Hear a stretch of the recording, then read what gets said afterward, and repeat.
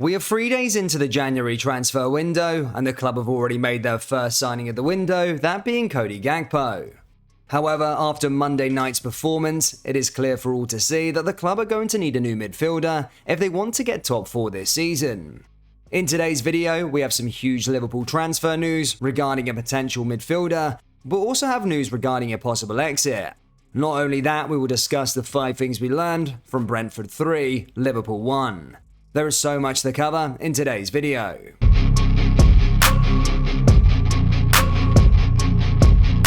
And hello everybody, welcome back to the channel guys. Before we get into today's video, please do smash that like button and subscribe to the channel for daily Liverpool content. Liverpool are reportedly looking into the possibility of signing Wolverhampton Wanderers midfielder Matheus Nunes. The Reds were heavily linked with the Portuguese international before he swapped Sporting for Wolves during the summer window. It was somewhat of a surprise then that Nunes opted to join Wolves coming off the back of an underwhelming first season under Bruno Lage. However, the Telegraph report that a deal was struck on the proviso that he would be allowed to leave for another club once he acclimatised to the Premier League. Whether that has happened yet could be questioned, with Nunes struggling to make an impact for a side marooned in the relegation zone. The former Sporting star has yet to find the net and has struggled with injury issues.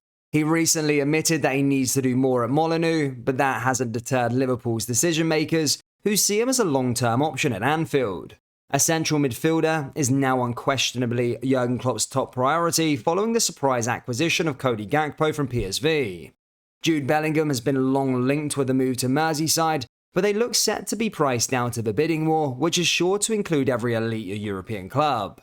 Nunes would be significantly cheaper, with a fee of £44 million being touted out in the report, and it suggested that the Reds have previously made a commitment to bid for him again after not getting a deal done the first time around. Wolves and Liverpool have recent history when it comes to transfer negotiations, with Diego Jota making the switch in 2020, and Wolves owners have a business model which dictates that they are happy to acquire young talents and then sell on for profit. The report states that a deal could be completed during the current window, although it's unlikely he wouldn't join up with his new employers until the end of the season. Between now and then, Nunes is tasked with keeping Wolves in the Premier League, with Wolves showing signs of life under their new manager. These reports have emerged from both Paul Joyce and John Percy, two extremely reputable sources when it comes to Liverpool. After Monday night, it is now a needs-must to land a new midfielder this winter, and the club can now not simply wait till next season if they want to get top 4. In other news, there are also reports that Saudi Arabian side Al Nassr, the team that Cristiano Ronaldo joined this month, are lining up a move for Roberto Firmino come the expiry of his contract. Roberto is yet to receive a contract extension from the Reds, although Jurgen Klopp has came out recently stating that he wants to keep the Brazilian post the summer and that contract talks will commence. Personally, I think it makes sense extending Firmino's contract, but the Saudi money could certainly be tempting one for Bobby should they offer a contract like reports are suggesting. Liverpool started the new year with an old problem, defending miserably and conceding 3 goals as they lost 3-1 to Brentford.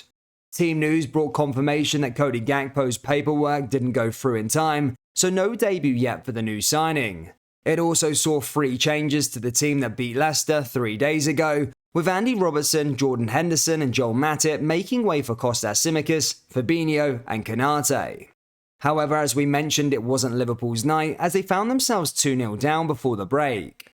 The Reds managed to clinch one back though in the second half through Oxlade-Chamberlain, but couldn't find a way to clinch a point as Mandumbu made it 3-1 right at the end.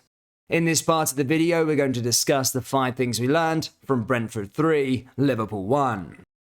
Defending was dreadful.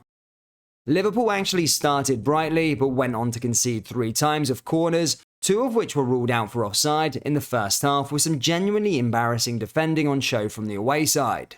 This is something that needs to be sorted right now, as the club will not get top 4 if they continue to defend like they did on Monday night, and as I said, it was simply embarrassing at the time. Big chances, but not taken. Defensive deficiencies are one thing, but they alone do not convey whether Liverpool play well with the ball, and often the Reds have been decent in this regard this term, despite poor overall results. A big and ongoing failing, though, is a failure to convert really good opportunities in goals, particularly in phases of play with the scores level and our speed of play way too slow in general. When those moments come along, they have to be taken.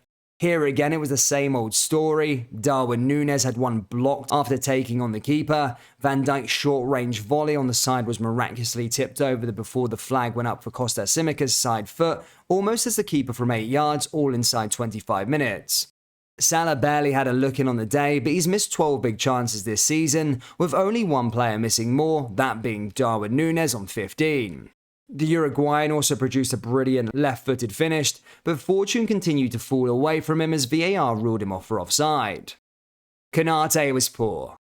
Konate made his return for just the second league start of the season, but he had a very negative impact on the result, if not on the actual performance.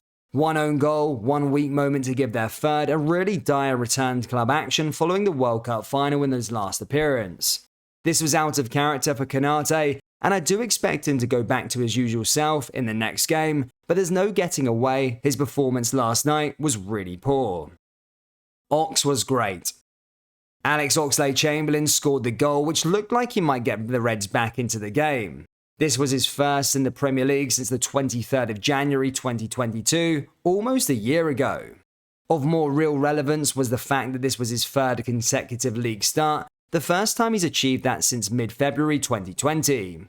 While his first 2 appearances in the last week or so were hard-working and diligent, full of intent, in truth they had very little quality or sharpness on the ball given his long-term absence. However, last night it was a lot better. Driving runs, quick exchanges of passing, and a glancing header into the bottom corner. He was eventually replaced after 83 minutes, but overall a good game for him. Top 4 chances take a hit, but it's not over. After back-to-back wins post the World Cup, the Reds had considerably closed the gap on Spurs, who had been 4th. They picked up just 1 point in the same period, but that draw was away to Brentford, where we've just lost. They have also now been overhauled by Man United, who the Reds trailed by 4 points before the game, level on matches played. As we're quite clearly now on for a battle for a top 4 finish, it's important to remember previous years in this type of chase. Isolated games don't necessarily matter, but clusters of them can do. In other words, across batches of 3 and 4 games, can you close the gap or open one once ahead of a team? We've done that to Spurs in this period, but we'll have to do the same again after the FA Cup break, and European action will soon be upon us again.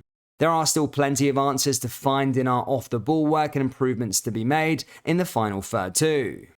After Liverpool were beaten 3-1 by Brentford in the first game of 2023, in his post-match press conference, Jurgen Klopp criticised VAR and explained his 3 half-time substitutions. Klopp and Liverpool players were livid with referee Stuart Atwell when Brentford's third goal was not disallowed. The boss believes Brahim Abubu should have been penalised for a push on Konate, claiming VAR hides behind the clear and obvious excuse. He said, in the moments when we tried to settle again, we conceded the third goal, which should have been disallowed. It's a full throttle sprint from 2 players, and when you then get a push into this moment, you lose balance and you go down. Of course, it's not as harsh as a foul, but it's just a little situation you whistle away. But Stuart Atwell saw it differently, and VAR who checked it hides behind the phrase, it's not clear and obvious. When Virgil van Dijk was one of 3 substitutions made at half-time, the question on everybody's lips was whether he was injured or whether it was just a tactical decision. The answer perhaps somewhere in the middle. Van Dijk felt discomfort in his hamstring, and despite feeling he could carry on, Klopp took the decision out of his hands. He said, Virgil felt the muscle a little bit, he said he was fine, and he's a very good judge of these kind of things, but I didn't want to take any risks. The physios look quite happy about that, but I don't think it's an injury, I think he just felt a bit of intensity. The other 2 things were tactical. We could bring on Naby, and I thought that was a really good game, and Robbo, who was exactly what we needed, that speed in behind, that was the reason for these changes. Liverpool fans, what do you make of the Neves news, and would he be the answer to our midfield? And finally, what did you make of the defeat against Brentford? Let me know your thoughts down there in the comment section below. That brings us to the end of today's video. Please do smash that like button and subscribe to the channel for daily Liverpool content. Thank you, and I'll see you all next time. Take care. Peace.